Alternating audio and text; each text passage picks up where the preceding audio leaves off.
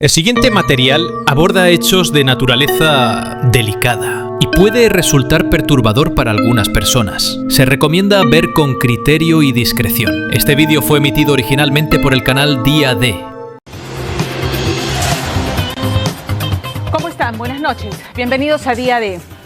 Imagínense esta situación, la desesperación de una madre que en medio de la madrugada tiene que salir huyendo de su propia casa, en bata, con sus hijos, también en pijama, aprovechando que su esposo dormía.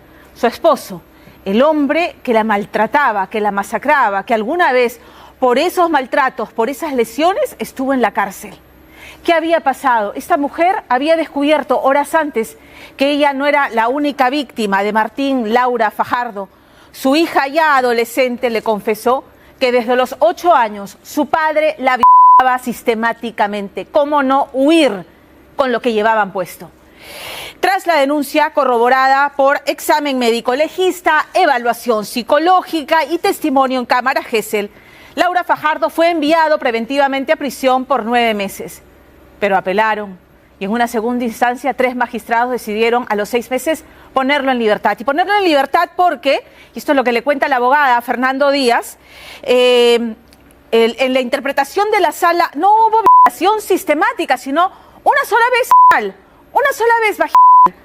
Es más, durante la audiencia, asegura la defensa, el testimonio de esta muchacha fue puesta en tela de juicio. ¿Por qué? Porque los magistrados le exigían precisión en las fechas en que su padre la violó. Le pedían detalles de cómo fue, si anal, si oral, si vaginal. Ya estamos en horario de adultos y podemos usar esos términos. Así de grosero, así de grueso. Y mientras Laura Fajardo, el abogado Laura Fajardo dice, este pobre hombre es víctima del odio y rencor de su hija por los maltratos a su madre. Pobrecito él, es la venganza. La joven, la madre de esta chica, le narra ahogada en llanto a Fernando cómo ella no puede borrar de su mente lo que su padre le decía mientras, dice, la violaba, que lo hacía por amor, o le pedía perdón, o le decía, te voy a llevar a un hotel. Esa es la nota de Fernando Díaz. Para esta familia el infierno estaba en la tierra, tenía apariencia de familia feliz, de un hogar regentado según las presuntas víctimas por un demonio que no solo tiene nombre y apellido, sino que también alguna vez vistió el uniforme de policía.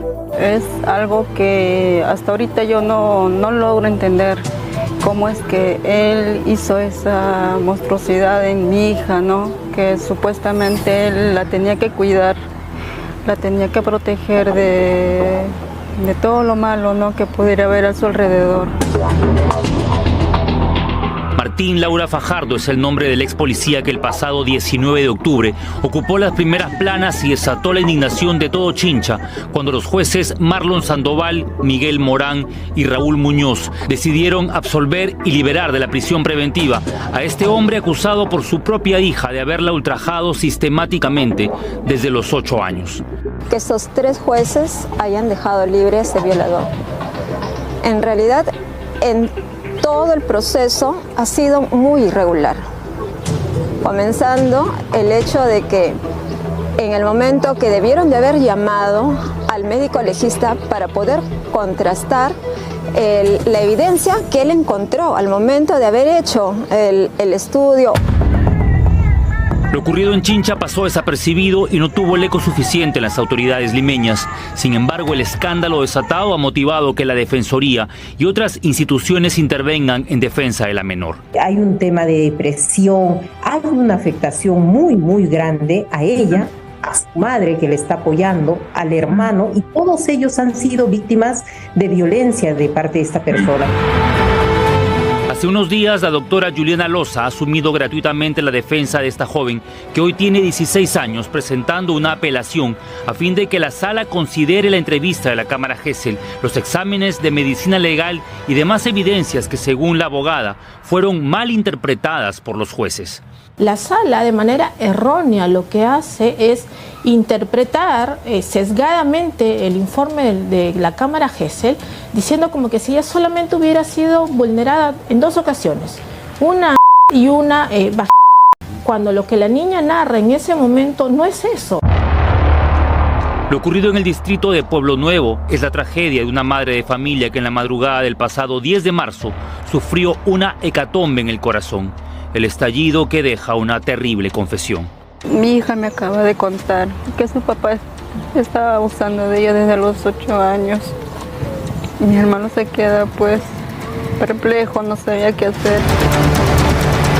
No sabe cómo hizo hasta ahora para no gritar delante del agresor, para no encararlo a tan solo meses de haber dado a luz a su tercer hijo. Quizás fue el miedo a una golpiza, de esas tantas que solía propinarle, el que la detuvo. Cuando mi niña tenía 8 meses, yo me separé de él 5 años, porque él ingresó a la casa de mis padres a la fuerza. A mi hermana con la puerta le golpeó la cara, el rostro, le voló 3 dientes y él estuvo en el penal 1 mes. Lo denunciamos todo. A mi cuñado le llevó como rehén con su pistola. En el 2010, tal como consta en este documento, Martín Laura Fajardo fue denunciado por su esposa y sentenciado por lesiones graves. Sin embargo, ella continuó a su lado bajo amenazas. Si tú te vas, el día que sales en bolsa negra. Eso era lo que me decía. Después otras veces me ha dicho que mataba a mis hijos para que yo sufra, que esté solo y que yo sufra, y él se iba a la cárcel. Muchas veces me ha dicho eso. Por eso, cuando su hija de 16 años le confesó haber sufrido el abuso sexual a manos de su propio padre, tuvieron que esperar que Laura Fajardo se durmiera para escapar. Mi hija es la que sale primero en la madrugada, porque ya sentimos que él estaba durmiendo, pero ya que no se iba a levantar. Mi hija sale primero y yo le paso la voz a mi hijo, después sale. Y después salgo yo. Y entonces nos hemos tenido que escapar a las 4 de la mañana. Yo en bata, nada más, así como estábamos durmiendo, nos hemos salido de la casa. Lo siguiente fue la denuncia policial y la revelación de un secreto monstruoso guardado por más de 8 años, detallado en una carpeta fiscal a la que tuvimos acceso. Que ella ha sido violentada desde que tenía 8 años de edad por su señor padre y que además tan solo en el año 2022 había sido violentada 4 veces. Mi papá abusa de mí desde los 8 años y el día de ayer, 10 de marzo del 2022 a las 3 de la tarde, mi mamá entró a la ducha porque iba a salir al cumpleaños de mi abuela y en eso mi papá me llama al cuarto y me violó otra vez. Toda la noche llorando. Me decía, mamá, yo no quiero vivir. Porque la justicia es así. No quiero vivir, mamá, por favor. Quiero que lo encierren. Yo no voy a estar tranquila hasta que lo encierren. No quiero. A veces ni siquiera come. La menor ha pasado por exámenes de médico legista que arrojaron lesiones antiguas, cámara Gesell, donde reconfirmó los hechos, y peritajes psicológicos. Cuando le hicieron el examen del médico legista salió positivo. Motivos suficientes para que Ángel Martín Laura Fajardo fuera sentenciado a 9 meses de prisión preventiva, de los cuales solo permaneció 6 tras las rejas. Y es que en la audiencia, donde se veía la cadena perpetua para el presunto violador, los jueces Sandoval, Morán y Muñoz cuestionaron el relato de la menor denunciante. La sala le reprocha por qué no se recuerda la fecha exacta en la cual había acontecido la primera violación. La niña es clara en decir desde los 8 años, pero evidentemente no se acuerda día, la fecha hora, exacta. mes. Exacto, entonces no le pueden reprochar, le reprochan que se confunda. Para la sala, es inadmisible que una joven de 16 años no sepa diferenciar, por ejemplo, la zona íntima por donde fue presuntamente abusada. Ellos se han basado en que una niña de 16 años, ¿cómo puede decir al sexo anal, sexo oral? Y sinceramente nosotros sabemos pues de que mi sobrina no tiene de repente la capacidad como las niñas de su edad que van a fiestas, que de repente tienen redes sociales, amigos, nada, o sea, que tienen todo ese tipo de información. La familia ha denunciado también irregularidades en el proceso. Una de ellas sería la ausencia del perito forense Robert Mancilla Salvatierra, quien nunca se presentó para sustentar el examen de medicina legal. Era muy importante su declaración porque tenía que contrastar con la evidencia que él obtuvo al momento que le realizaron el examen del médico legista. La madre de la presunta víctima Cuenta además que el pasado 13 de octubre, día cuando se leyó la sentencia, no le enviaron el link de la audiencia virtual. Yo estaba esperando el día jueves a que me manden el link, porque todas las audiencias han sido virtuales.